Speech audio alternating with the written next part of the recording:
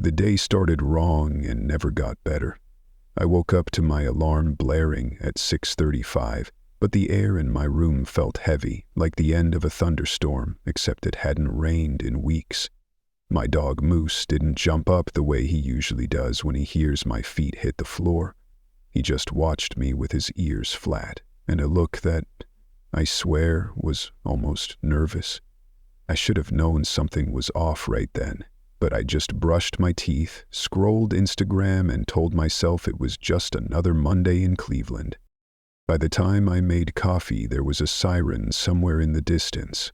That's normal enough. But then I noticed the neighbor's kid, Leo, standing in his pajamas on their front porch, staring at nothing.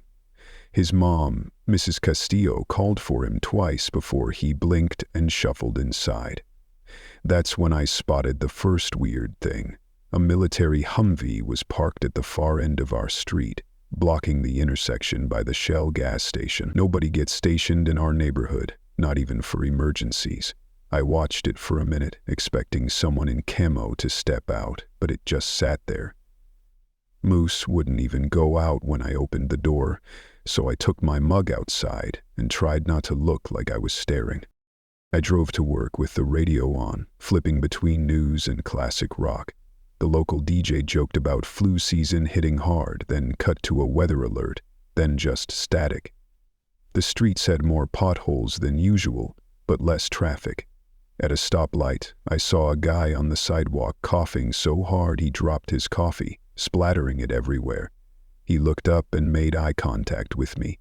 Eyes red, face pale, as if he hadn't slept in days. For a split second, I almost rolled my window down to ask if he was okay, but then the light turned green and I drove off. Maybe that's selfish, but I had my own problems. A late rent payment, a mom in Florida texting me about hurricanes, a boss who kept threatening layoffs. I didn't have room for more problems. By 10 a.m., things started breaking down. First, my phone wouldn't send texts. I tried restarting it, but no dice, not even Wi-Fi was working. Everyone in the office kept saying, "Is your phone messed up too?" We laughed at it. The guy at the next desk over said maybe Verizon just sucked, but then we realized it wasn't just Verizon. The internet started glitching. My group chat with Marcus and Jesse stopped updating. My boss, Stan, came out of his office with his phone in his hand, shouting at someone, except nobody was answering. At lunch, I saw 2 ambulances speed past the building in 10 minutes. Somebody joked about zombies. Nobody laughed.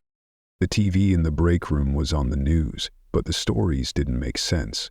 One minute they said hospitals were overrun with flu cases and civil unrest. The next minute, a reporter in a mask said everything was under control and to shelter in place, just as a precaution.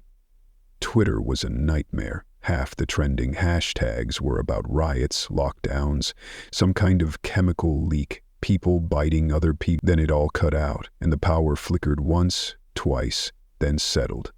My hands were shaking, but I blamed it on caffeine. At 1 p.m. I texted my mom, but it just showed the little spinning bubble. Marcus, my best friend since 7th grade, wasn't answering either, and he always answers. Jessie posted on her Instagram story that she was stuck in traffic near the university, sirens everywhere. I kept checking my door, my car keys, my backpack, like if I had them close, I could bolt if I needed to. I tried to work, but my brain felt like it was full of bees. Then came the moment I can't forget. I saw Stan, my boss, in the hallway, clutching his stomach, sweat pouring down his face. He collapsed near the water cooler, and when I ran over, he pushed me away so hard I fell. His eyes weren't right. They were wrong, almost milky. I yelled for help, and a couple of coworkers came running. Stan started mumbling something, maybe my name, but his mouth was full of blood. I wanted to throw up. Blood dripped down onto the beige carpet, making a dark puddle under him. He just kept reaching out, grabbing at me until his breathing got weird, almost like he was growling, deep in his chest. One of the security guys pulled me away. "Get away from him, man," he yelled. The building felt suddenly colder, like all the heat had left in a second. The paramedics didn't show.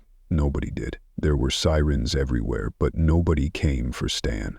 My heart was pounding in my chest so loud I couldn't hear much else. That's when I realized the office wasn't safe. Something bad was happening, and it was spreading. I ran to my desk, grabbed my phone, wallet, keys, and just left. Nobody tried to stop me. Some people were already running for the stairs. I texted Marcus again. Still nothing. I got to my car and locked myself inside. Moose was waiting for me at home, and I had this stupid, desperate thought. If I could just get to him, everything would be okay. But I sat there, hands shaking on the steering wheel, trying to decide what to do next. People were screaming in the parking lot. One woman banged on my window, begging for a ride, but her mouth was red with blood, and she looked at me like she hadn't eaten in days. I drove off, heart in my throat, windows rolled up tight.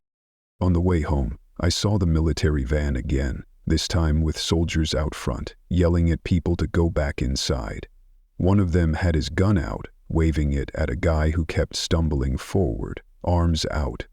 I don't know if he was sick or just desperate, but he wouldn't stop, and the soldier finally fired a shot, right there in the street. People screamed, ducked, and ran. I kept driving. When I got home, I grabbed Moose and dragged him inside, locking every door and window. I pushed the couch against the front door. The neighborhood felt wrong, silent except for sirens and the occasional gunshot. I called my mom again. Nothing. I tried Marcus, tried Jesse, no answer. I checked the news, but it was just static. I filled the bathtub with water. I found the old baseball bat from Little League in my closet and kept it by the couch. I don't know what's happening, but I know this. Something is out there, and it's getting closer. The city is falling apart, faster than anyone can understand. All I can do is wait and hope that Moose and I can make it through the night. The first time I saw one up close, I still thought maybe I could reason with them. Maybe it was just sickness, something that could be treated with enough time, enough doctors, enough hope. But nothing prepared me for the sound Moose made.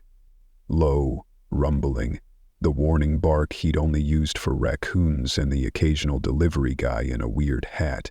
I peeked through the blinds, careful not to move them too much.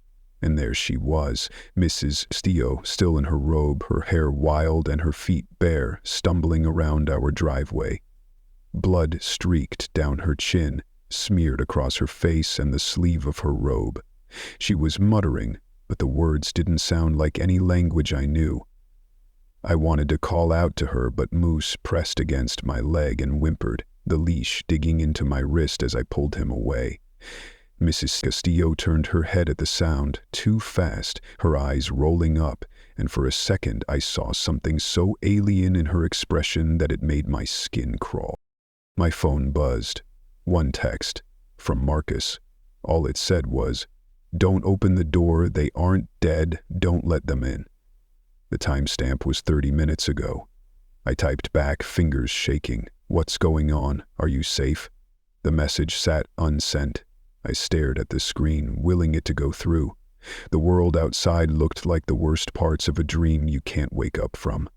Mrs. Castillo slammed herself against my door, over and over, her hands leaving dark, wet prints on the glass. Moose barked louder, and she stopped, cocking her head. She grinned, lips pulled back too far, gums showing, and then she wandered off, dragging one foot behind her like it was broken. It got worse. The coughing in the street turned into shouting, then screams. I heard breaking glass, running feet, the hollow thump of fists against doors.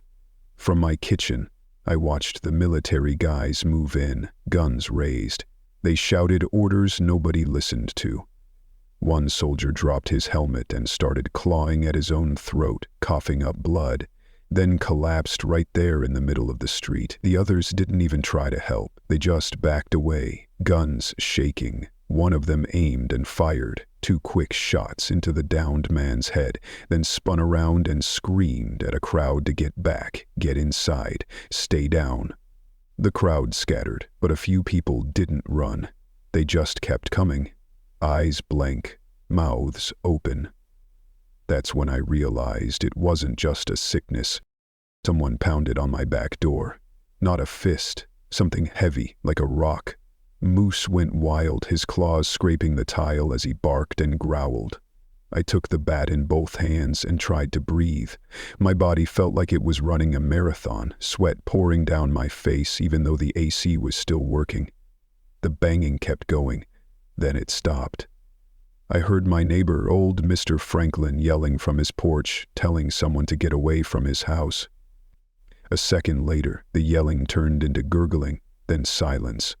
I dropped to my knees and crawled to the living room, my hands shaking so bad I could barely keep hold of the bat. It was real now. This was happening. My safe little world, my job, my friends, the familiar smell of Moose's dog food and the coffee that never left the kitchen counter, none of it mattered anymore. Survival was the only thing that made sense. I pushed the dresser against the side door, jammed a chair under the doorknob, blocked every window with furniture and blankets, praying it would be enough. Moose stuck to my side, whining every time I moved too fast. I wanted to call my mom, but the phone was still useless. I wanted to hear Marcus's voice, hear him tell me it was all a prank or a drill or a really bad dream, but all I heard was the sound of the world falling apart. I tried the TV again, just static. Then, for one brief second, a voice. Repeat. Do not attempt to leave your home. Lock doors. Stay away from windows. Authorities will... Then, nothing. No more news, no more comfort. Just the growing sense that help wasn't coming. The car crashed into a mailbox down the street. The driver stumbled out, his arm dangling at a weird angle, blood dripping from his mouth. He looked right at me as I peeked from behind the couch, his face twisted, eyes wild. He started banging on every door he could reach, begging to be let in, screaming for help. Nobody did. Eventually he stopped banging and started coughing. Falling to his knees, he crawled down the sidewalk, dragging his broken arm, disappearing out of sight. That's when I knew for sure. Nobody was ready for this. Nobody. The infected were here, on my street, in my building. They weren't just sick, they were something else, something dead, but moving, something that wasn't supposed to exist. All I could do was hold Moose, listen to the chaos outside, and pray the barricades would hold until morning.